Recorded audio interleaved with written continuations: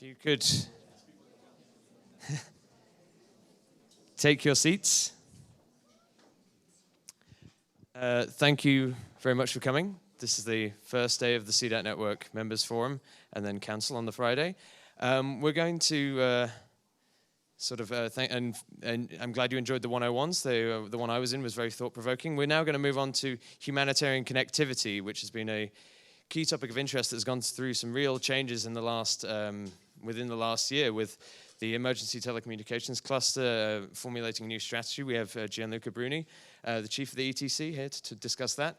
The GSMA have also been working with other organizations such as UN OCHA and other international organizations to put together a humanitarian connectivity charter, bringing together mobile network operators and the humanitarian community in a more formalized way for almost the first time ever, and this is really groundbreaking activity. So Ollie will discuss that, along with Patrick, who will give a broad overview of some of these partnerships that have been building up between private sector companies, humanitarian agencies, and telecoms structure. So here we go, over to you guys, and I'll let Patrick start.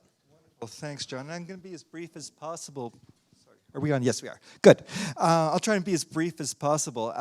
I think it's absolutely wonderful to be here today. And while I was going through some of the notes in terms of preparing for this presentation, I was thinking in terms of trying to understand where the actual genesis or where this all began.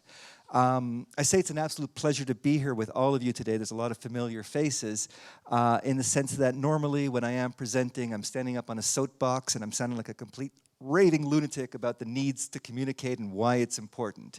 I don't think I have to do that here today, which is absolutely wonderful. And it's great that I'm sitting in an audience of the converted. Thank you. I've got to stand, I've been told. As I was saying, it's really difficult to determine when the actual genesis of this movement began and when there was a growing awareness of the importance of communications. But in 2007, and I think some of you were actually there, and I see some familiar faces, there was a Symposium +5 looking at information in the humanitarian context. And I think, at least for me, that was one of the first times that I heard anyone come up on stage and emphasize what the need and the importance is of communications. And if I'm not wrong, I think it was probably the very start of the CDAC network, or at least the very first seeds of the CDAC establishing. In 2012, we produced the HINA, Humanitarianism in the Network Age, which came out with some very, very key recommendations. And again, emphasizing the need to communicate and the importance of communications in the humanitarian response. Again, it's a no-brainer for us, but it was very much of an eye-opener and very challenging, for the humanitarian community at the time to see communications on the same level playing field as other essential services, which now it is currently recognized. In the HINA report, there was a startling statistic that said that 70% of the world is currently connected through mobile devices. 2 years ago, that was a very significant number. Last week, I read a GSMA report which indicated, and actually the report was negative in saying that 10% of the world still is not connected to the mobile networks. And I'm looking at that and saying, wait a minute, what we're saying is that 90% of the world, 90% of the affected populations and communities that we work with are currently connected. I'm not saying that we don't have a long, long way still to go, but what I am saying is when I look at it with other sectors such as water, sanitation, shelter, we are so further ahead in terms of penetration than any other sector. So we are definitely on the right tracks. I think another major turning point was the Typhoon Haiyan in the Philippines, which again was a watershed where for the first time we came together between industry, the operational elements, private sector in terms of how can we address community connectivity.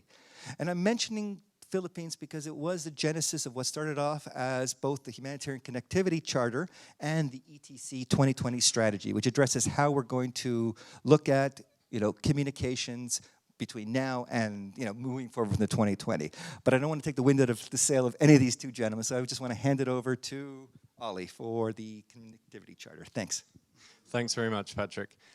So I'm Ollie Parsons. I work for the GSMA. For those of you that maybe don't know what that is, it's the trade association that represents a large proportion of the mobile industry. So we have over 800 mobile network operator members. And I work in the disaster response function of that. I know a lot of you will know Kyla Reed, who works very closely with me on that team as well. So I think, and thanks very much to Patrick for that introduction. It's no surprise to anybody, especially here in this room, that as mobile penetration and mobile ownership has increased, everybody, us included, has become more dependable upon that technology. And I think when we then look at what we mean by connectivity in that sense, and connectivity around the space of disaster and crisis, and I've already heard in one of the sessions I was in earlier about the kind of potential around some social media.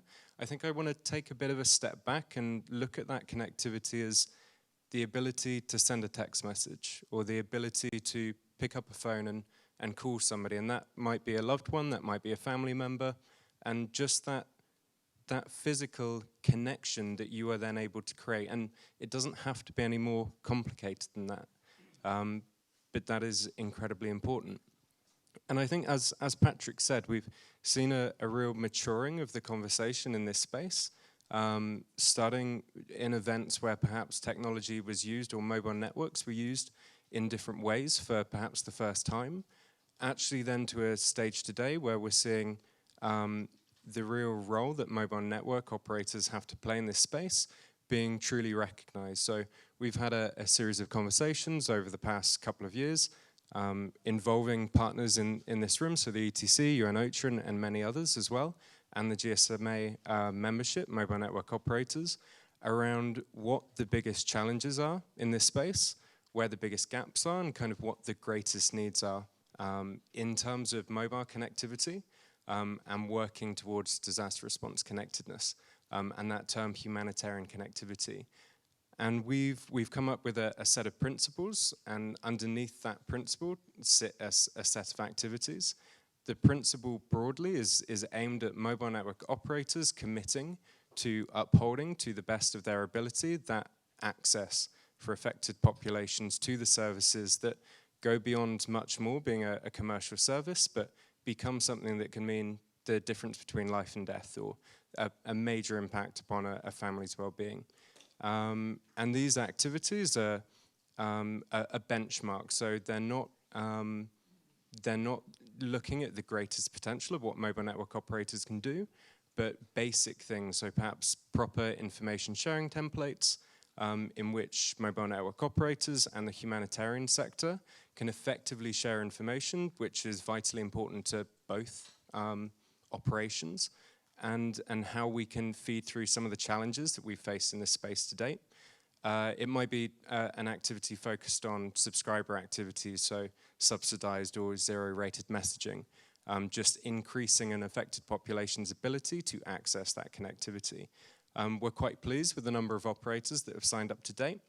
I believe we're on 8 mobile network operator groups, and although it plays with the numbers slightly, those operating groups cover, I think, about 35 different countries, and within those, over 1 billion people are connected to those networks.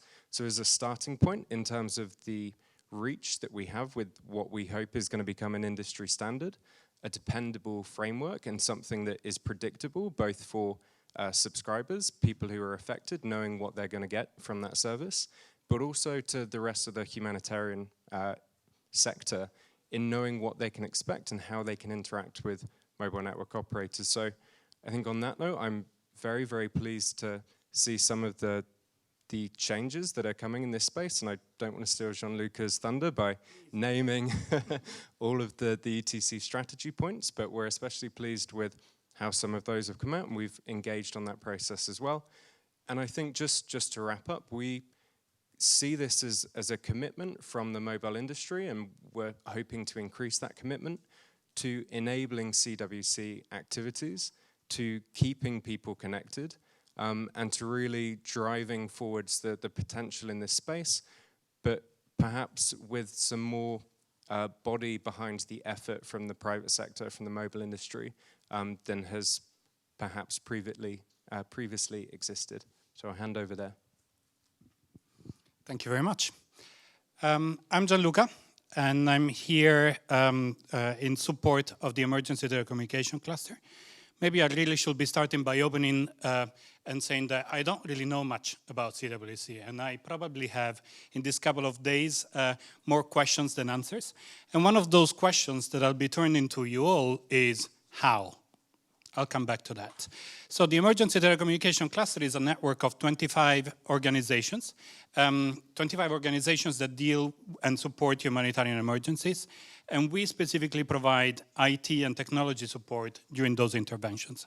So what does that mean? Generally speaking, twice a year we meet together, we set standards, we look at innovative technologies, we build SOPs, we look at field operations. But when emergencies strike, we deploy. We deploy, we work with partners, we work with members, we work with local mobile operators, we work with the satellite industries to establish communication services for the humanitarian community. Now, we think we're actually quite good at that. We're also very modest.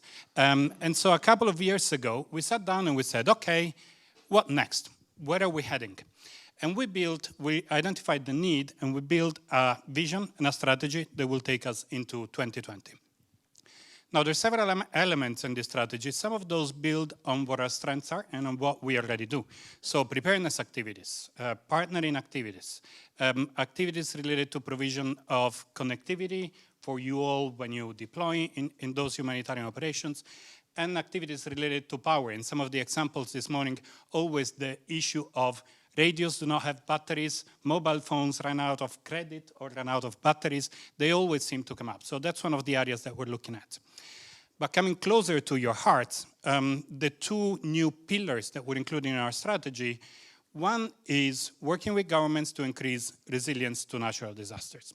The assumption is very simple. If we look at the world map now, and we look at what's going to happen during the monsoon seasons, we can easily identify 5 countries, and we can pretty easily and reliably predict the impact that it will have. So the point is, in recurring disasters, how can we help governments use technology to reduce their impact? One of the two new pillars. The next one is the one which is close to your hearts, and it's about communicating with affected communities. We are a number of organizations that deal with food, with water, sanitation, with medicines, with health, but I'll need to persuade you that right after a natural disaster, what do people want to do? They want to be able to communicate. So our question in there was, what difference does technology today make to people affected by disasters? You know the difference that it makes to all of our lives. You know, whether we want to book a ticket, speak to people, shorten distance between people, we use technology every day. When we look at humanitarian workers, they need to coordinate their activities, they need to implement, they move fast. And technology is essential in terms of what they do, and we have a set of solutions. But what difference does technology make to people in the first 24 hours after a disaster? What difference does it make to refugees that cross the border without really knowing what's on the other side? Today we feel that it's very limited. Today we feel that there's plenty of ways that we can enhance that, and that's where this area fits within our strategy. And again, our point is we come at the issue with a communication and IT background from that angle. And I was looking at the CDAC vision, and I was excited because there's we're like two pieces of the puzzle. There's a very tight match. You're talking about empowering affected population, and you're talking about building capacities for agencies that do that. That's exactly us. We bring to the table the expertise, we bring to the table the private sector, the industries, we bring to the table an emergency response network and mechanism which has already been activated in 35 countries over the past 10 years for emergency response purposes. But we don't know how. And that is the question that I really opened up with. That's why we're turning back to you. And I'll finish with a couple of challenges and questions. One is that when we've done a lot of research in building the strategy, and we went back to accountability to affected population, we went through policies which are several years old, and being emergency responders, we're very simple-minded. And what we really need to know is, if there is a new disaster tomorrow, what do we do? How do I prepare so that I enable CWC in an emergency tomorrow? And that's where we turn to you. The second one is also when we started looking at CWC, and forgive me, it's again, I go back to my initial disclaimer, we're no experts in this area.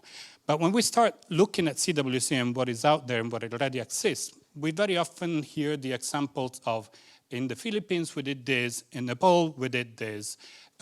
Some examples of Iraq is good, we'll accept that. But the real question to us is, how do we make it work in Yemen? That's what everybody's looking at today. How do we make it work in the most complex situation? Philippines, great. Philippines, beautiful. I can't think of anything that didn't work in the Philippines, though. So let's pilot it there. Let's pilot it there. Let's get our hands dirty, probably clean in the Philippines. Let's learn from there, build some models, but keeping in mind that where they really need to work is in Central African Republic, is in the Yemen, is in DRC. So I'll leave you with a rehearse of the same point. We are a large network of people. We're a very diverse network. People from international NGOs, federations, NGOs, UN agencies, private sector, governments. We're all there. And you've advocated to us for years about the need to communicate with affected communities. We're coming back and we're saying, I got it, sold. Now what do I do? Thank you. Great. And thank you both to Ollie and Gianluca.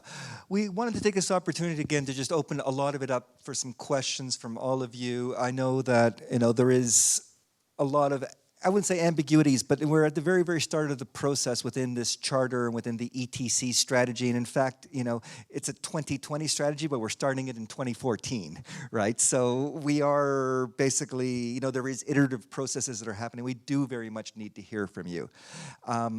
I think, one point that does come out very much is, the charter is that starting point, and we did start with about 1 billion subscribers, 35 countries, but that's only the very baseline of where we're going with things as well. And it is very, very imperative that, we refine our optics because, within the systems and the paradigms that we are working in, again, as Gianluca had said, we've got a lot of tight control, but we also realize that the world, again, is hyper-connecting due to technology and a variety of other factors, where those optics might not necessarily be so tuned in terms of being able to listen to the voice of the customer, the voice of the citizen in the communities. And that's, again, we're looking towards you. Let me just open this up and we'll take a round of questions and then we'll see if we've got time for another round. So does anybody have anything you'd like to ask Gianluca? Mike?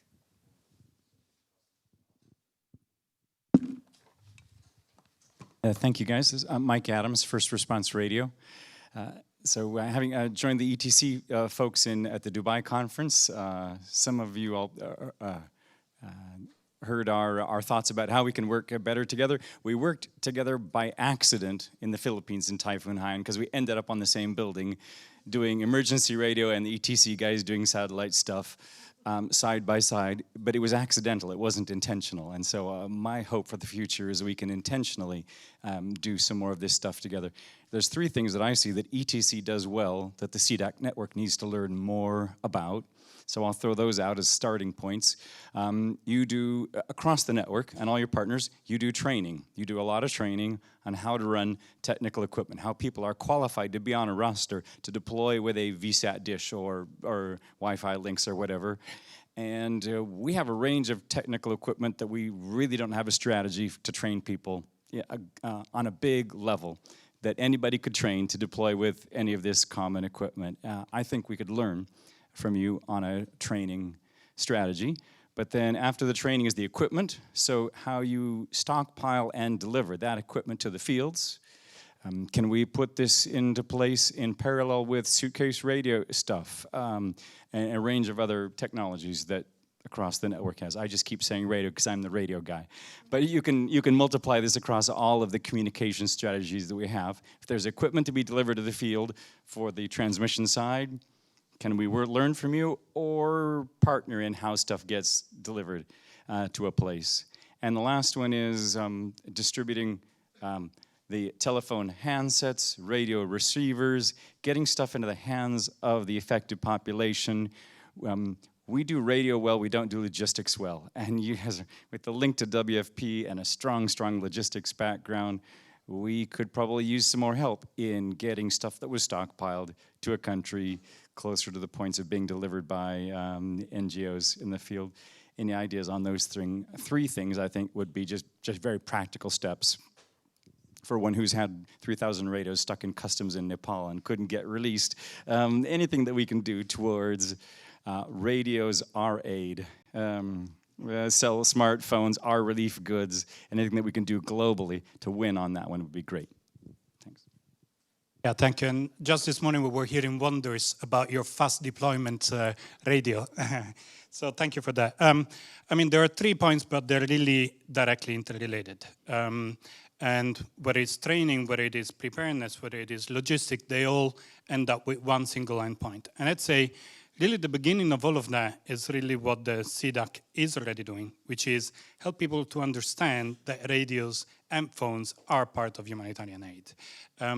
You know, for us so far, it's been relatively easy because they were there as part of the support system provided to the UN, and therefore it's quote-unquote easy.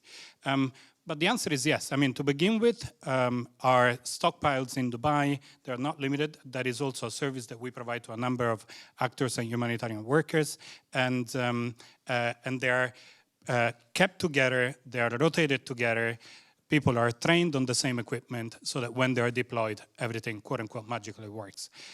On logistics, exactly the same concept can apply. I don't want to raise huge expectations, though. For Yemen, we've got exactly the same issue. So there's going to be a number of countries where the government understands, there's a number of countries where the government understands for the period of the emergency, and then everything goes back to normal. And there's a number of countries where you're a fast response radio or the UN, it really doesn't make much of a difference. And I think that is the issue that we all need to work with. But also, at the same time, one of the members of the ETC is the ITU, which has the rest links with the governments to be able to facilitate the process. But there is no magic answer, to be honest. It's a constant process struggle. Nepal, ideally, it's one of the easier situations, but then we get into the more difficult ones. Did I answer your question, or did I just speak for 5 minutes? Or both? The answer is, for any let me try and actually answer it now. For any organization that has those needs, let's speak bilaterally or let's speak as part of the ETC, because there are ways to pre-position and mobilize together. Did I answer the question now? Thank you. We got time for a couple more questions. Sarah?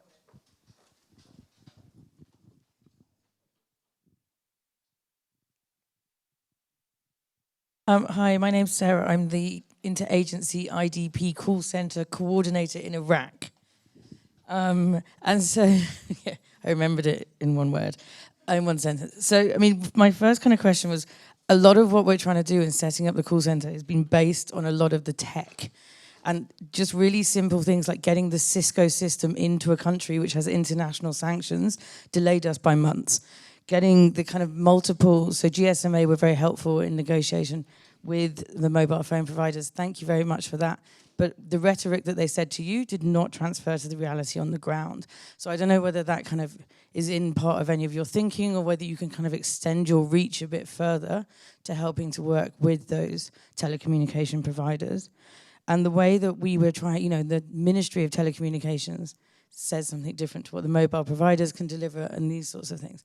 So, you know, with the vision of 2020, if we were to be doing this 2 years, 18 months down the line, would there be a different situation? Would you guys be able to help us start up and get money going quicker in order to deliver the project and not be stuck on these kind of logistics tech problems? And yeah, thanks for the question. It can be a massively challenging situation.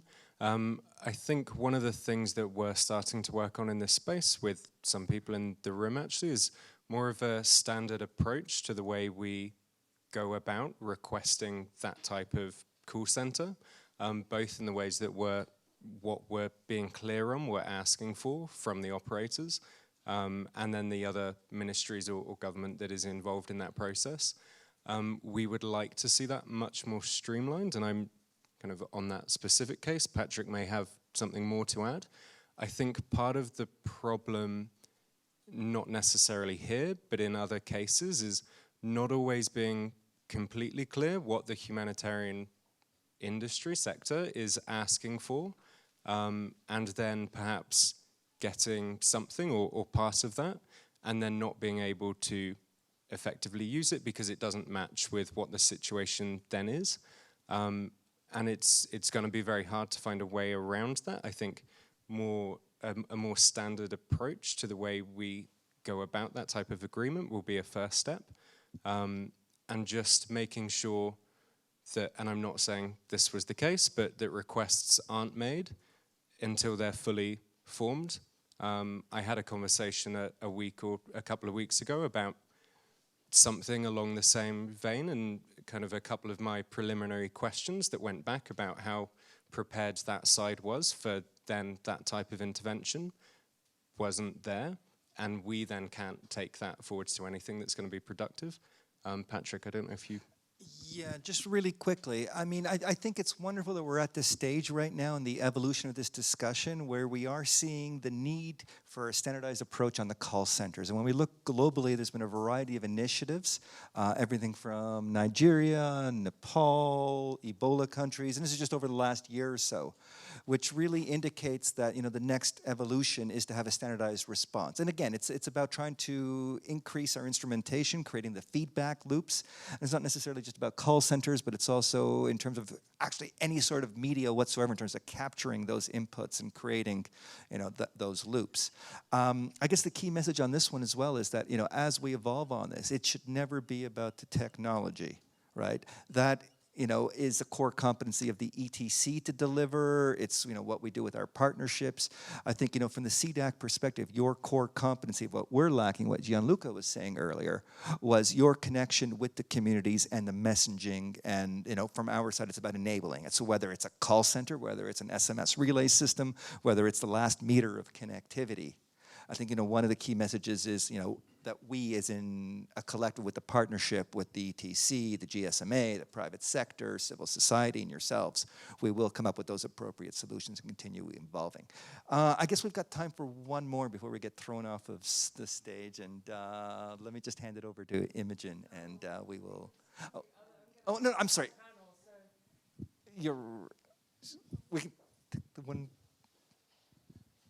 Yeah, but just Brendan. First of all, congratulations to everyone involved in the Connectivity Charter, an amazing achievement. But I want to come back to a couple of points that have been raised already. It's great that the Charter's there. There's a lot of best practices and lessons learned about leveraging the cluster for communications with communities. But it comes back to this issue and conflicts of how do we get the equipment out of customs. And pretty much in every conflict I've worked in, this has been the stumbling block. So maybe you could update us on any thinking around this, particularly, is the Tampere Convention still alive? And are we going to leverage that at the political level for a solution? Thank you.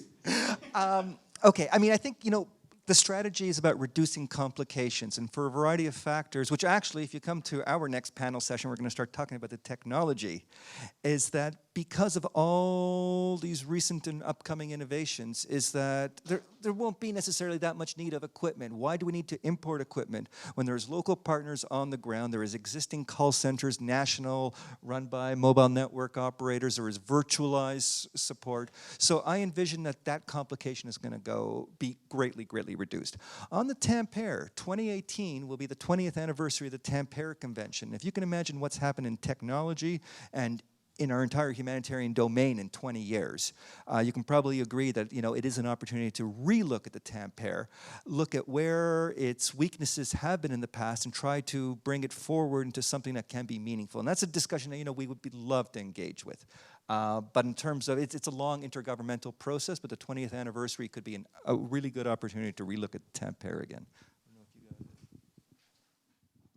If I can just add a quick point. Again, there's no magic answer to the customs issue. There's only mitigating answers. And One of those, I believe an essential one there, is preparedness. You know, for example, with the OLLI and the GSMA, we're talking about how do we increase resilience of mobile operators before the disaster strikes. So that if we need to inject equipment, and if it is stuck at the customs for months, you know, inshallah, the earthquake will not hit in those months. Hopefully, at some point, it will get there. Similarly, the government needs to be sensitized outside of conflicts and before natural disasters. You know, we were in a GSMA workshop in Nepal the week before the earthquake hit. That was sheer luck. But basically what that meant is that the government knew exactly what was going to happen when the earthquake hit. During exactly the same time, we were doing a training with the governments on how to work with those people called humanitarians. So a lot of those activities need to happen long before, because there's going to be limited flexibility with the difficult countries and the difficult governments when there is a conflict, which makes everything a lot more difficult. So point taken, yes, there's no magic answer, but one of the key points is definitely in preparedness. Okay, we got time for one more. I'm going to leave that with Jakob. We're talking about providing energy.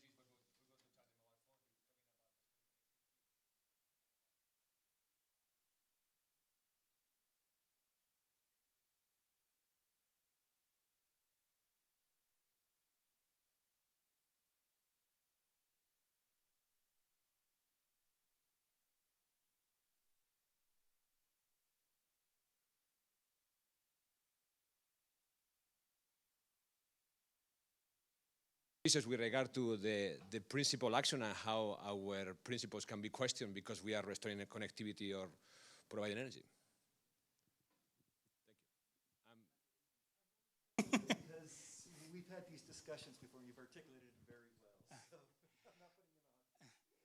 Okay, again, there's, first of all, the quote-unquote conflict of international intervention versus local. And the idea is to work a lot more with local operators, with local communities, with local suppliers, to decrease to the maximum extent possible the international intervention. Now, there's still a question, though. Why are we working with one mobile operator as opposed to the other one? And, of course, that is one of the areas where we need to be as neutral and as possible.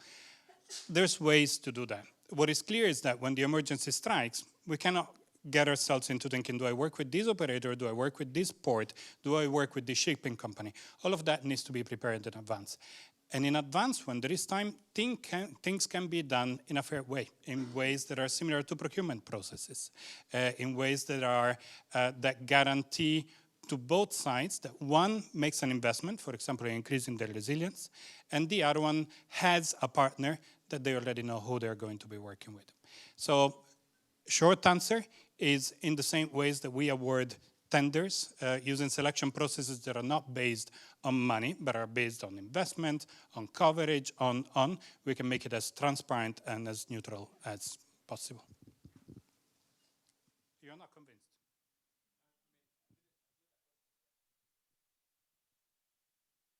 We are asking access to areas where the government, for example, doesn't control, and we are saying, hey, we want to restore connectivity because information is aid, and these guys need to know how they can start setting up their response.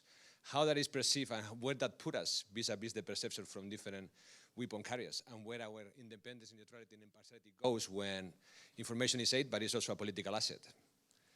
And I think that's a tough one. It is a very complex and tangled question with so many different dimensions. And it's not necessarily just about the infrastructure, but it's also our responsible use of data and information of what travels through that network. And again, that's a much broader topic and a two-day workshop unto itself. I think, just in closing on this, because I am cognitive of the time, there is a lot of work to be done and new paradigms are shifting all the time. I mean, my knee-jerk reaction to, if a carrier is working in an area that's a conflict zone is that, if we can't get, vital supplies or any sort of logistics support, and I doubt very much, having that communication network will necessarily assist. And again, we have got to work with the, with the systems at hand. I'd rather just look at it from the other side of the coin in terms of when I look at Nepal, for instance. Ncell was not a signatory to the charter, but they still acted as if they were part of that charter, and looking at a lot of the positive wins and building off of those versus looking at some of the exceptions. And we are going to have a variety of challenges, and we're trying to mitigate those. And one of them is, instead of working with specific carriers or trying to negotiate 800 relationships with mobile network operators, we're partnering with associations, which again creates some of that neutrality as well. And as we go through, obviously we're going to have some, I think we should probably wrap up on that one. So again, I'd like to take the opportunity to thank all of you very much. It's been a great chance to actually come out and share some of what we've learned so far. And actually more thanks to Ollie and Gianluca who were driving all this. So thanks to all of you, and we will be around. Thank you.